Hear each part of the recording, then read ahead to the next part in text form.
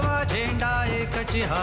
शिवरायांच्या दृढ वज्राची सह्याद्रीच्या हृदयाची दर्या खवळे तिळभर नढळे कडकर काठी झेंड्याची तलवारीच्या धारेवरती पंचप्राणा नाचविता पाशपटापट तुटती त्यांचे खेळे पट झेंड्यावर लीलेने खंजीर खुपसता मोहक मायेच्या हृदयी अखंड रुधिरांच्या धारांनी ध्वज सगळा भगवा होई.